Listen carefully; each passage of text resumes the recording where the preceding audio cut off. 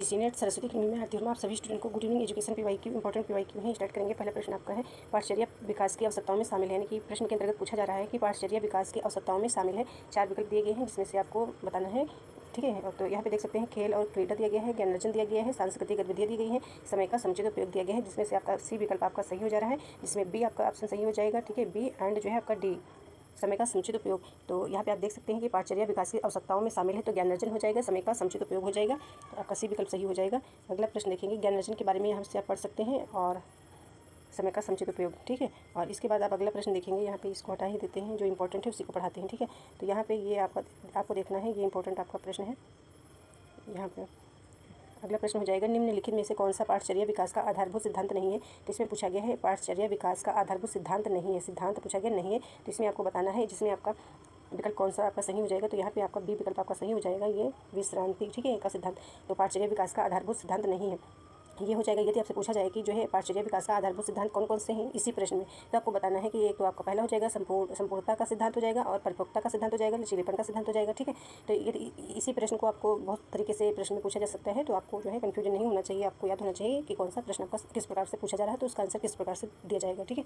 और इसके बाद आपको देखना है यहाँ पे, और इसको डिटेल में पढ़ने के लिए डिटेल में पढ़ सकते हो। ये जो आंसर दिया गया है, पाठचर्या विकास के आधारभूत सिद्धांतों में संपूर्णता, परिपक्वता और लचीलेपन जैसे सिद्धांत शामिल हैं, ठीक है। इसमें बताया गया है कि पाठचर्या जो विकास होता है, विकास के आधारभूत सिद्धांतों में संपूर्णता, परिपक्वता और लचीलेपन जैसे सिद्धांत शामिल हैं। ये सिद्धांत शिक्षा प्रणाली को व्यवस्थित और प्रभावी बनाने में मदद करते हैं। हालांकि विश्राम का सिद्धांत जो दिया गया है, तो ये सिद्धांत पाठचर्या विकास का आधारभूत सिद्धांत नहीं है। ये वाला जो आपका है यहाँ पे, ये जो आंसर है, यह शिक्षा या पाठचर्या से संबंधित नहीं है, बल्कि एक सामान्य शब्द है जो आराम या विश्राम की स्थिति को दर्शाता है। ये जो आपका हो जाएगा, यहाँ पे देखिएगा, इसका कलर नहीं सही है पेन का। और इसके बाद आप यहाँ पे अगला प्रश्न आप देखिएगा। अगला प्रश्न दिया गया है नेता सदस्य, ठीक है। नेता सदस्य विनिमय सिद्धांत के अनुसार अल्प गुणवत्ता विनिमय के उप समूह को किस रूप में देखा जाता है। 2 बार आपको प्रश्न पढ़ना है, ठीक है। एक बार में समझ में ना आए तो 2 बार पढ़ना है, 2 बार में समझ में आए तो 3 बार पढ़ना है, ठीक है। और फास्ट पढ़ना है। नेता सदस्य विनिमय सिद्धांत के अनुसार अल्प गुणवत्ता विनिमय के उप समूह को किस रूप में देखा जाता है, जिसमें इसमें आपका आंसर हो जाएगा बाह्य समूह, ठीक है। तो बाह्य समूह, और यहाँ पे आपको जानना है बाह्य समूह या बाह्य समूह होता क्या है, तो इसके बारे में भी आपको जानना है। तो यहाँ पे आपको अच्छे से समझना है। यहाँ से ये आंसर में आपको पढ़ना है कि क्या है। नेता सदस्य विनिमय सिद्धांत के अनुसार नेता और उनके अनुयायियों के बीच संबंधों की गुणवत्ता अलग अलग हो सकती है। इस समूह को दो प्रकार के समूहों की पहचान की गई है। आंतरिक समूह, यहाँ पे देखिएगा, यह वह समूह है जिसके सदस्यों के साथ नेता का गहरा विश्वासपूर्ण और उच्च गुणवत्ता वाला संबंध होता है। आंतरिक से आपको समझ में आ रहा होगा। इन सदस्यों को अधिक जिम्मेदारियाँ, अवसर और समर्थन मिलता है। और बाह्य समूह आपको देखना है, यहाँ पे ये बाह्य समूह दिया गया है, ठीक है। यहाँ पे देखिएगा, ये आपका बाह्य समूह हो जाएगा। तो बाह्य समूह क्या होता है, यह वही समूह है जिसके सदस्यों के साथ नेता का औपचारिक और निम्न गुणवत्ता वाला संबंध होता है। इन सदस्यों को कम जिम्मेदारियाँ और अवसर मिलते हैं, कि कम अवसर मिलते हैं, ठीक है। कम जिम्मेदारियाँ और अवसर मिलते हैं जो बाह्य समूह के होते हैं, ठीक है। और अधिक डिटेल में पढ़ने के लिए क्लासेस में हमने पढ़ाया है, उसमें पढ़ लीजिएगा। और यहाँ पे देख सकते हैं अगला प्रश्न आपका आएगा NEP 2020, ठीक है। NEP 2020 की मंशा के अनुसार सभी एकल अध्यापक शिक्षा संस्थानों क्या लिखा हुआ है TEIS, ठीक है, का वर्ष तक बहुसंकायी संस्थानों में परिवर्तित होना है, ठीक है। तो परिवर्तित होना है, तो इसमें आपका आंसर कौन सा हो जाएगा सही, तो इसमें आपका हो जाएगा बी विकल्प आपका सही हो जाएगा। आपको प्रैक्टिस करनी है। आप जानते हैं सभी स्टूडेंट्स 100 प्रश्न आपके होंगे सेकंड पेपर के, ठीक है, ठीक है। और ये आपके 200 नंबर के होंगे। एक प्रश्न जो है आपका 2 नंबर का होगा, एक प्रश्न आपका 2 नंबर का होगा, ठीक है। तो 100 प्रश्न होंगे, 100 में आपको 80 प्रश्न करने हैं, ठीक है। 80 प्रश्न तो आपको करने हैं, ठीक है, जिसमें से 1-2 आपकी गलती हो जाएंगे जब आप 80 करिएगा, ठीक है। तो आपको मान के चलना है कि आपको 80 प्रश्न करने हैं, और बाकी जो आपके हैं उनको आपको छोड़ना नहीं है, उनको भी आपको जो है करना है, ठीक है। उनको भी प्रश्न को हल करके आना है, टिक करके आना है, ठीक है। और क्योंकि नेगेटिव मार्किंग तो है नहीं, तो आपको जो है सारे प्रश्न करके आने हैं। जैसे 100 प्रश्न दिए होंगे, ठीक है, 100 के 100 प्रश्न करने हैं। सबसे पहले आपको जो प्रश्न आते होंगे उनको जल्दी जल्दी करिएगा। उसके बाद जब दोबारा से आपको हल करना है, सबसे पहले आप 100 प्रश्न होंगे, 100 प्रश्नों को पढ़ करके आपको सबसे पहले जो आते होंगे उनको पहले हल कर लीजिएगा, ठीक है। इसके बाद जो है दूसरे राउंड में जब दोबारा से आप सारे प्रश्न देखिएगा, तो उनको जो है अपने हिसाब से करना है, ठीक है, कि कौन सही होगा कौन नहीं सही होगा। गेस करके भी करना है थोड़े प्रश्न आपको जो नहीं आते होंगे, ठीक है। और अगला प्रश्न होगा, यहाँ पे देखिएगा, अगला प्रश्न दिया गया है निम्नलिखित में से कौन सी MOOCs, ठीक है, यानी कि ये क्या है, ठीक है। तो इसकी विशेषताएं क्या है आपको बताना है, ठीक है। तो इसका फुल फॉर्म क्या होता है आप सभी स्टूडेंट को पता ही होगा, मैसिव ऑनलाइन ओपन, ठीक है, मैसिव ओपन ऑनलाइन कोर्सेस, ठीक है। तो यहाँ पे आप जानते ही हैं, यहाँ पर भी देख सकते हो लिखा भी हुआ है।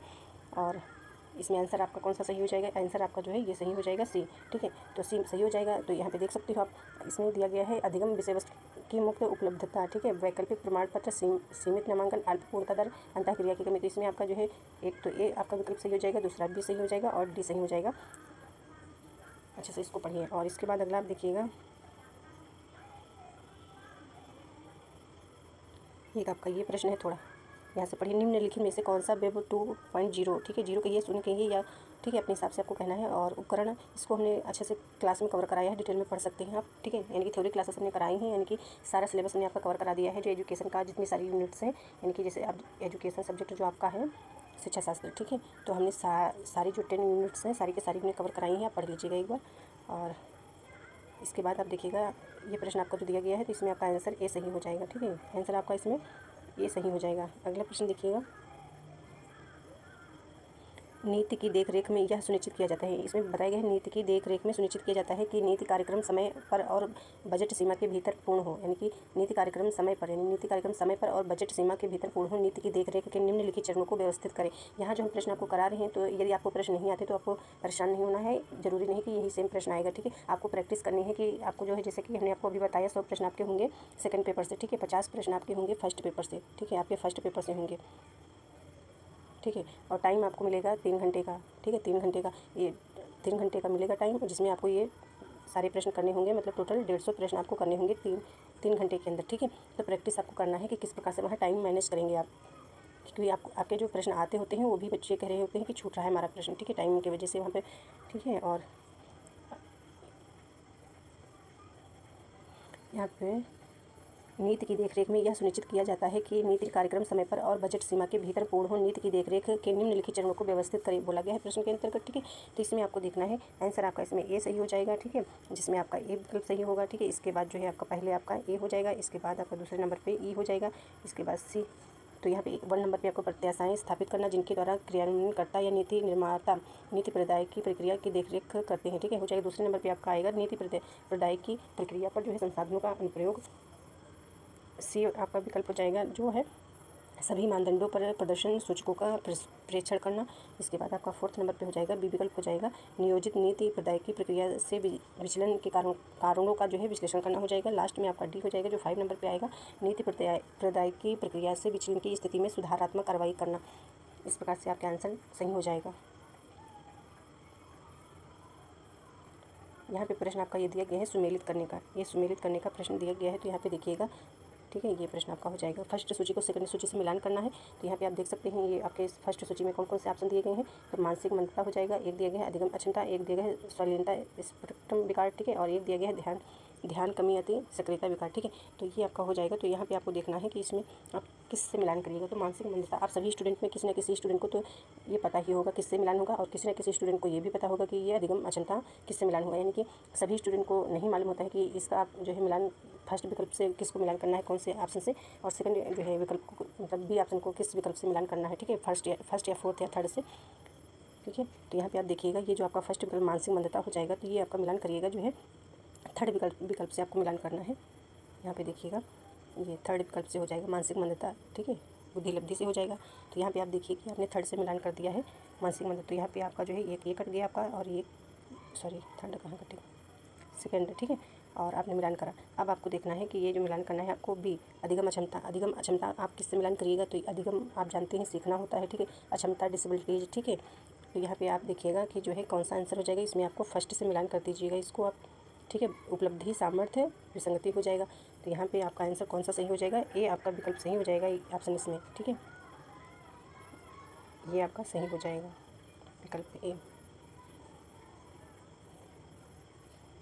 और ये जो आपका ऑप्शन 1 बच रहा था स्वलीनता, तो इसको आप किससे मिलान करिएगा, इसको आप जो है सामाजिक कौशल की कमी से मिलान करिएगा। ध्यान कमी अति सक्रियता विकार, इसको आप मिलान करिएगा आवेग व्यवहार से, सेकंड से आपका मिलान हो जाएगा। यहाँ से भी देख सकती हैं आप, मानसिक मंदता बुद्धि लब्धि हो जाएगा, अधिगम अक्षमता उपलब्धि सामर्थ्य विसंगति। और अगला प्रश्न यहाँ पे देखिएगा, समावेशी पाठचर्या का अर्थ क्या है। तो समावेशी शब्द हमने आप जानते हैं, पाठचर्या भी जानते हैं, ठीक है, पाठचर्या भी हमने पढ़ा है, मतलब हमने सारी यूनिट जितनी ही कवर कराई हैं, ठीक है। तो आप सभी स्टूडेंट ने पढ़ा भी है, और जिन बच्चों ने नहीं पढ़ा है एक बार जरूर पढ़ लीजिएगा। समावेशी पाठचर्या का अर्थ क्या होता है, तो यहाँ पे देखिएगा, समावेशी शिक्षा आप जानते हैं सभी बच्चों को एक ही क्लास में जो है सभी बच्चों को पढ़ाया जाता है। जो विशिष्ट बालक होते हैं उनको, सामान्य बालक वाले बच्चों को, सभी को भेदभाव नहीं किया जाता है, ठीक है। और इसमें आपका देखिएगा भिन्न क्षमता वाले विद्यार्थियों के लिए अलग पाठचर्या या सभी विद्यार्थियों के लिए एक पाठचर्या या असक्षम विद्यार्थियों के लिए अलग पाठचर्या, एक लचीली पाठचर्या। इसमें आपका बी विकल्प सही हो जाएगा, सभी विद्यार्थियों के लिए एक पाठचर्या हो जाएगा। अगला प्रश्न देखिएगा, अगला प्रश्न यहाँ पे है जैन दर्शन के अनुसार, ये हो जाएगा जैन दर्शन के अनुसार मोक्ष प्राप्ति के लिए निम्नलिखित में से क्या आवश्यक है। तो जैन दर्शन से क्या संबंधित है, इसमें आपको देखना है। इतने सारे विकल्प है यहाँ पे, सम्यक दर्शन है, सम्यक दृष्टि है, ज्ञान है, सम्यक चरित्र है, संकल्प है। अब इसमें आपको देखना है कि कौन विकल्प आपका सही हो जाएगा। तो यहाँ पे आपको देखना है सम्यक दर्शन, ये तो आपका सही हो जाएगा, ठीक है। और इसके बाद आपको देखना है कौन सा सम्यक दर्शन और सम्यक ज्ञान हो जाएगा और सम्यक चरित्र हो जाएगा। आप जानते हैं ये त्रिरत्न है, ठीक है। तो आप सभी जानते हैं जैन दर्शन के अंतर्गत जो है त्रिरत्न, ठीक है। तो ये हो जाएंगे सम्यक दर्शन, सम्यक कहीं पे लिखा आ जाएगा सही ज्ञान या सही दर्शन, सही ज्ञान, सही चरित्र, ठीक है। इस प्रकार से लिखा होगा जैसे सही, ठीक है, सही दर्शन।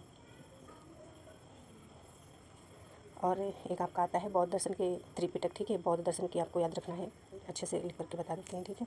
तो यहाँ पे आपने ये देख ही लिया, ठीक है। एक तो आपका ये हो गया इधर, और एक आपका हो जाएगा ये, और एक आपका हो गया ये, ठीक है। ये तीन आपके हो गए त्रिरत्न हो गए, ठीक है, त्रिरत्न। और यहाँ पे देखना है बौद्ध दर्शन के त्रिपिटक, त्रिपिटक। तो एक होता है विनय पिटक, एक होता है सूत्र पिटक, ठीक है। एक होता है धम्म पिटक। ये डिफरेंस याद रखना है आप सभी स्टूडेंट को, ठीक है। ये जैन दर्शन के अंतर्गत, ठीक है, और ये जो है बौद्ध दर्शन के अंतर्गत आपको याद रखना है। बौद्ध दर्शन के अंतर्गत जो त्रिपिटक होते हैं इनके जो है नाम याद रखने, सीक्वेंस में भी पूछा जाता है, ठीक है। तो विनय पिटक, सूत्र पिटक और धम्म पिटक, यह मिलान करने में आ जाएगा। और जैन दर्शन के त्रिरत्न जो होते हैं, तो आप यहाँ पे आपने देखा सम्यक दर्शन, सम्यक ज्ञान, सम्यक चरित्र, या सम्यक की जगह पे सही लिखा हो सकता है, तो सम्यक का मतलब होता है सही, ठीक है। और अगला प्रश्न देखते हैं, ये लॉन्ग प्रश्न है बहुत, ठीक है, दिखने में बहुत हैवी हैं, बड़े बड़े हैं प्रश्न, इनको भी अच्छे से आपको कवर करना होता है। तो यहाँ पे देखिएगा निम्नलिखित में से कौन से कथन अधिगम सिद्धांतों के बारे में सत्य हैं। तो अधिगम सिद्धांतों के बारे में सत्य बताए गए हैं, कौन से सत्य हैं। तो अधिगम मतलब सीखना, इसका या लर्निंग कह सकते हो। तो यहाँ पे आपको देखना है, तो इसमें आप पहले ही देख लीजिए, आपका प्रश्न जो है ये विकल्प आपका सही हो जाएगा फर्स्ट, ठीक है। तो ये जो कुर्त लिखा हुआ है तो कर्ट भी कह सकते हो, कर्ट लेविन गेस्टाल्ट मनोविज्ञान के संस्थापकों में से एक है, ठीक है। अल्बर्ट बंडूरा ने मानव व्यवहार और अधिगम को तीन मुख्य संकल्पनाओं जीवन, स्थान, दिशा, अंतर्ज्ञान के आधार पर व्याख्यायित किया है। चिंपैंजी, तो इसमें मेन पॉइंट पढ़ लिया जाए, ठीक है। और यहाँ चिंपैंजी पर प्रयोगों से संबंधित कोहलर की पुस्तक का नाम मेंटेलिटी ऑफ एप्स था। और अगला आपका हो जाएगा डी स्किनर ने व्यवहार के विकास क्रम में उद्दीपक नहीं, अनुक्रिया नहीं, प्रणाली का विरोध किया। तो इसमें आप जानते हैं कि ये विकल्प सही होगा और सी होगा, और आपका डी विकल्प सही होगा। तो इसको अच्छे से पढ़ लीजिएगा, अच्छे से, ठीक है, याद कर लीजिएगा, रट लीजिएगा। सेम प्रश्न ऐसे नहीं आएगा, पर आपको जैसे कि ये बुक्स यहाँ पे दी हुई है, ठीक है, ये ऐसे आ सकता है कि चिंपैंजी पर प्रयोगों से संबंधित कोहलर की पुस्तक का नाम बताए। तो कोहलर की पुस्तक पूछा जाएगा कि कोहलर की पुस्तक कौन सी है। पुस्तक के नाम लिखे होंगे चार विकल्पों में अलग अलग, ठीक है। आपको बताना होगा कि मेंटेलिटी ऑफ एप्स, ठीक, इस प्रकार से प्रश्न पूछा जाएगा। ऐसे भी पूछ सकते हैं कोहलर ने किस पर प्रयोग किया है, तो चिंपैंजी बंदर पर प्रयोग किया है, ठीक है, वन मानुस। इसी प्रकार से आप जानते हैं थॉर्नडाइक ने बिल्ली पर प्रयोग किया था, ठीक है, और आपका स्किनर ने चूहे पर प्रयोग करा था। इस प्रकार से सारे आपको आंसर आने चाहिए। और आपका एक कोई छूट रहा है, कोहलर हो गया, और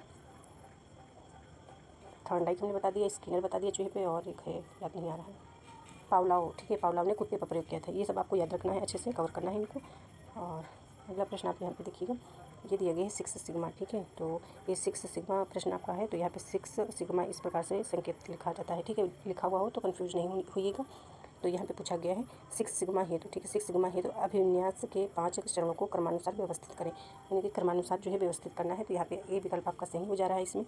तो यहाँ पे ये विकल्प आपका सही होगा। अब आपको यहाँ पे देखना है, तो आपका सबसे पहले कौन सा विकल्प आएगा। तो सबसे पहले आप रहेगा अधिक विस्तृत संस्करण में जाने से पूर्व प्रक्रिया को उच्च स्तर पर अभिन्यासित करें और स्थापित करें कि सभी ग्राहकों द्वारा अंतिम उत्पाद या प्रक्रिया का अनुमोदन किया जाए। ग्राहक जरूरतों से संगति रखने वाले यथार्थवादी लक्ष्य सुस्पष्ट करें। परियोजना की अनुमानित कुल जीवन अवधि के साथ ग्राहकों के लिए बहुविधि वैकल्पिक विकल्पों का विश्लेषण करें। उपभोक्ताओं की अपरिहार्य, ठीक है, एवं गुणवत्तामूलक आवश्यकताओं का मापन और पहचान करना तथा उन्हें परियोजना के लक्ष्यों में समायोजित करना। तो यहाँ पे आपको देखना है, आपका सबसे फर्स्ट पे आएगा सी, ठीक है, इसके बाद ई आपका आएगा सेकंड पे, और फिर आपका डी हो जाएगा थर्ड नंबर पे, ठीक है, थर्ड नंबर पे हो जाएगा। फिर इसके बाद ए जो है आपका फोर्थ नंबर पे हो जाएगा, ये 5 पे हो जाएगा बी। तो आप यहाँ पे देखिएगा सबसे पहले ग्राहक जरूरतों से 6 सिग्मा, ठीक है, ये व्यवसाय से संबंधित है, आप जानते ही होंगे, पढ़ाया है तो आप सभी स्टूडेंट को पता है, नहीं पता है तो आपको ज़्यादा अभी नहीं पढ़ने की ज़रूरत है, आपको सिर्फ प्रैक्टिस करना है प्रश्न को, ठीक है, और प्रैक्टिस करके ही आप चाहिए। और यहाँ पे देख सकते हैं, ग्राहक ज़रूरतों से संगत रखने वाले यथार्थवादी लक्ष्य सुस्पष्ट करें, पहला हो जाएगा। दूसरा आपका हो जाएगा उपभोक्ता की अपरिहार्य एवं गुणवत्तामूलक आवश्यकताओं का मापन और पहचान करना, उन्हें परियोजना के लक्ष्य में शामिल करना। थर्ड आपका हो जाएगा परियोजना के अनुमानित कुल जीवन अवधि के साथ ग्राहकों के लिए बहुविध विकल्पों को वैकल्पिक विकल्पों का विश्लेषण करना हो जाएगा। फिर आपका ये चौथे नंबर पे आ जाएगा, ये फिफ्थ नंबर पे आ जाएगा। अगला प्रश्न देखेंगे।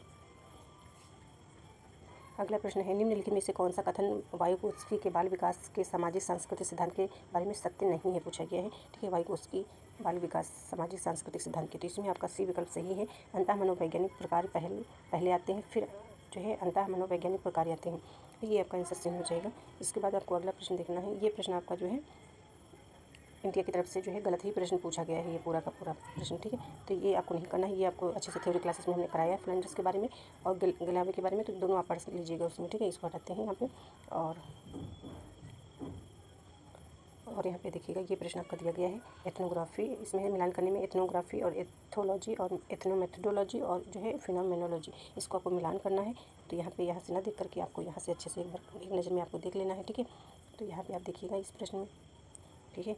तो यहाँ पे एथनोग्राफी जो हो जाएगा, ठीक है, तो किसी से मिलान कर, ये आंसर है, आपको ध्यान रखना है, ये मिलान किया हुआ। एथनोग्राफी किसी समूह की प्राकृतिक स्थापना में उसकी सांस्कृतिक पद्धतियाँ और दृष्टिकोण क्या है, ये हो जाएगा।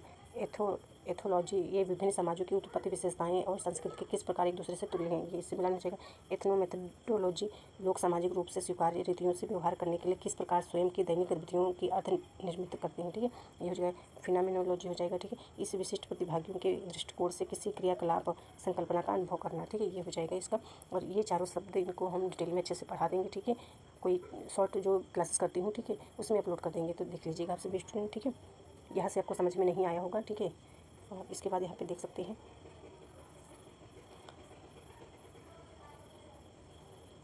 यहाँ से आपको प्रश्न देखना क्या है, ये भी आपका सम्मिलित करने का प्रश्न दिया गया है। तो यहाँ